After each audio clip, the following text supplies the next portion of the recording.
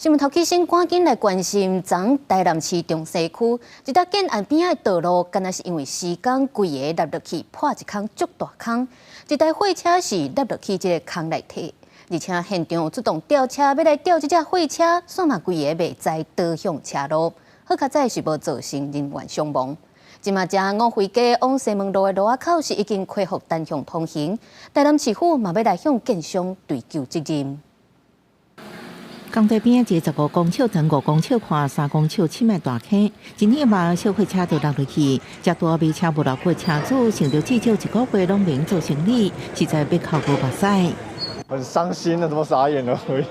因为还要做生意，我们做摆夜市的要做生意的啊，没办法做生意。边轿车车顶二卡拢是空的，真危险。台南市中西区一个新起的工地，疑似施工无细致，路边落落去。是毋到暗时吊车想要将小货车摇起来时阵，也陷入第二个坑洞。规台吊车出去变过，互现场袂负反应。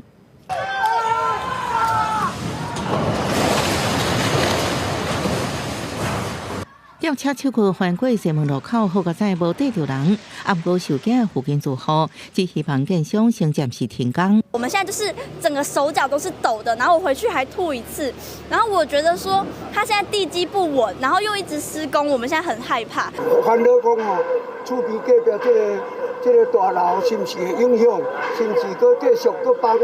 台南市府马上命令停工，土木技术工会也在现场测量，确认目前周围的厝暂时安全，包含西门路南边、东边甲五惠街，厝的比率拢比1/2较细。基地外扩的部分，目前的几率看起来是没有那么大，但是因为它的这个怪手，对于的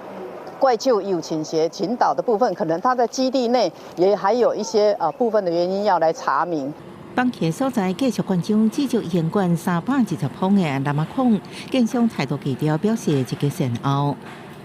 那发生这个事情，我们会积极完善的处理。在规暝抢修之下，今透早2点35分，五惠街向西门路口已经恢复单向通车。另外，人在日本访问的台南市长黄伟哲也已经改变行程，按算今日登到台湾指挥坐镇。记者综合报道。